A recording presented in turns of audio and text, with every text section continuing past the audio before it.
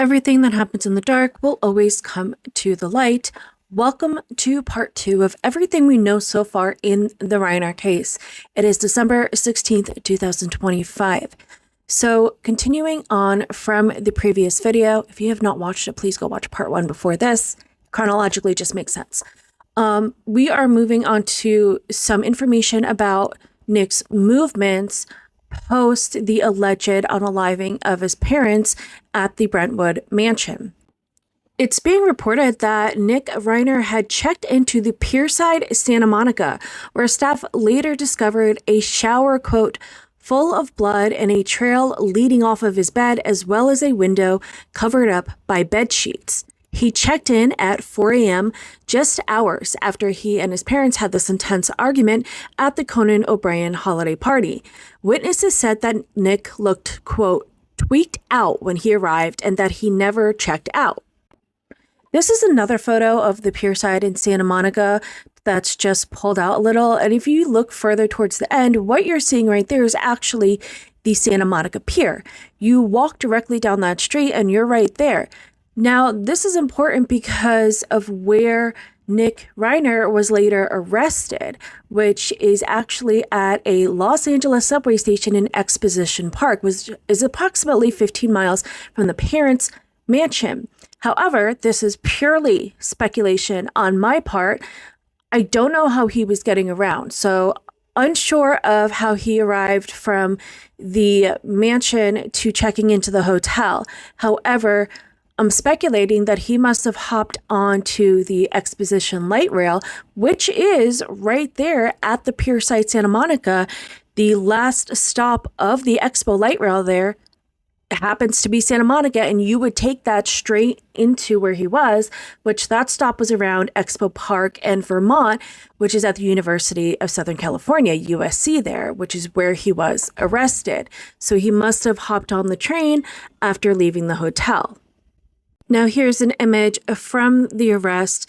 This is when Nick was forced to the ground and handcuffed after he was being looked for. It is being reported that he had no issues when it came to his arrest. He did not try to run or fight. Nick was arrested by the LAPD's Robbery Homicide Division with the help of the U.S. Marshals, who pushed Nick in front of a squad car as shown here as he was being handcuffed. Now you can also see in the background, this is the station of Expo and Vermont. So just for a little more clarity, when the article talks about a subway station, our light rail primarily runs overground in the majority of places. And this stop is directly across from the University of Southern California right there. So just to mention again, after Nick was arrested and placed into jail, he initially was issued a $4 million bail, but that has since been removed and he is being held without bail. His attorney, Alan Jackson, made a comment to reporters this morning after Nick did not arrive in court, as he has not been medically cleared yet, and this is what he had to say. To represent Mr. Reiner. And his reason for not coming today, I know we talked about on the elevator, but why is he here? Every inmate has to be medically cleared before they can be transported to court. He has not been medically cleared. It's just a procedural issue. And where is Mr. Reiner now, currently? MCJ, Okay. Men's County Jail. And just to triple confirm, the murder case has not been filed yet. I have not received any filing. And I don't believe the court has received any filing at this point. Have you spoken to your client at all? I'm not commenting any further than what the procedure of the court today is. How are your client's spirits today? Not here. That's the whole point. He's not here yet. Can we expect a hearing tomorrow? We'll be back day to day. The bailiff has indicated that the sheriff's department will take it on a day-by-day basis, and so hopefully he'll be cleared tomorrow, and we can get him there. And again, the reason why we're not having it today. Oh my goodness. How many more times do I have to say it? Sorry. 3 more. Eric, why is he not here today? He's not been medically cleared. That's right. Not medically clear. Correct. Every single inmate goes through a medical clearance before they can be transported to court. Every one. And that's a process. It's just a procedural issue. And he has not yet been medically cleared. So we'll be there hopefully tomorrow. Now, the New York Post went into some more information regarding Nick and the history, along with his father, Rob, their relationship. So I want to read a little bit about that. They state the wayward son had been battling drug addiction for more than half his life, ending up broke and homeless, sleeping on the street at times, he said in interviews. At one point in 2015, he founded an environmental nonprofit called Save Malibu, but it didn't last a year. Quote, these poor people did everything to help this kid, said the family friend, who told the Post that Nick was balking about going back to a treatment facility. Those futile efforts included Rob pulling out all the stops to help Nick produce the 2015 semi-autobiographical movie Being Charlie, including by using his own years of expertise to direct it and calling on Hollywood connections to pack the credits. But his, quote, spoiled son was ungrateful, a cast member said. The pair had at least one vicious argument in front of the cast and crew during filming, with them, quote, just going off on each other. Stunt performer Eric Ade told Page Six, you could tell Nick was spoiled and Rob was just sick of his shit. I just assumed, whether this is correct or not, this kid must be pushing all his buttons, Ade said. Rob can't do anything right. Nick's Nepo baby is spoiled kid to the T.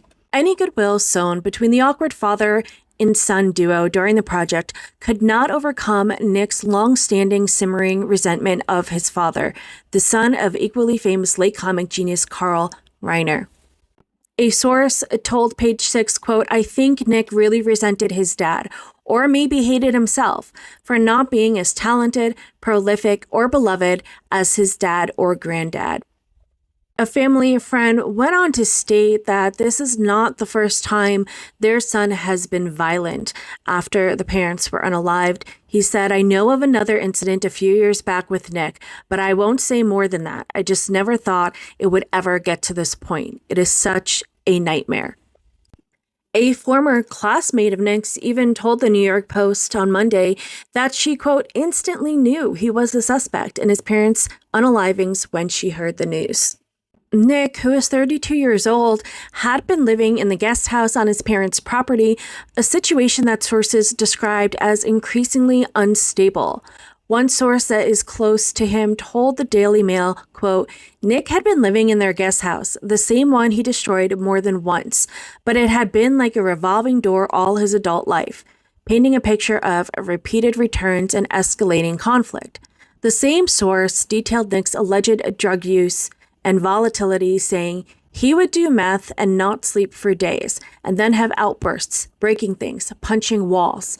According to this insider, the situation had reached a breaking point. Quote, he was a ticking time bomb. His drug use was getting worse, and his parents wanted him out, they claimed. Now, on the day that Rob and Michelle Reiner were discovered, that evening, they actually had plans with their longtime friends, Michelle Obama and former President Barack Obama. During an interview on Jimmy Kimmel Live on Monday evening, Michelle Obama stated, we were supposed to be seeing them last night, and we got the news. She told host Jimmy Kimmel that she and her husband had known the couple for many, many years. She went on to describe them as, quote, some of the most decent, courageous people you will ever want to know. She went on to state, quote, they were the kind of people who were ready to put their actions behind what they cared about. And they cared about their family, and they cared about this country, and they cared about fairness and equity, and that is the truth.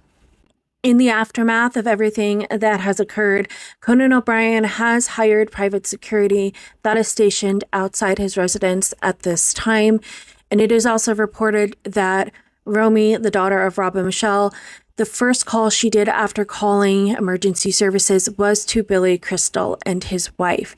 They came over immediately and they did say their goodbyes to their best friends while paramedics were trying to work on them. And they were seen leaving the scene crying with their heads in their hands.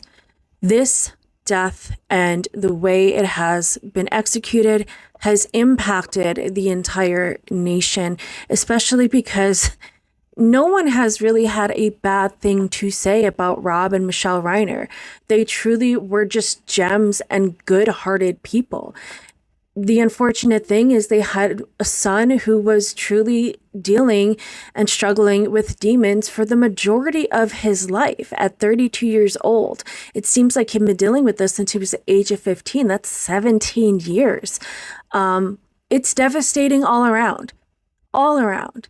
And for the surviving children in this family, I can't imagine what they're going through. They not only lost their parents, but they have lost a sibling who already seems to have been lost a long time ago. Thank you for tuning in. And if you haven't already, please hit the plus sign, and I'll see you in the next one.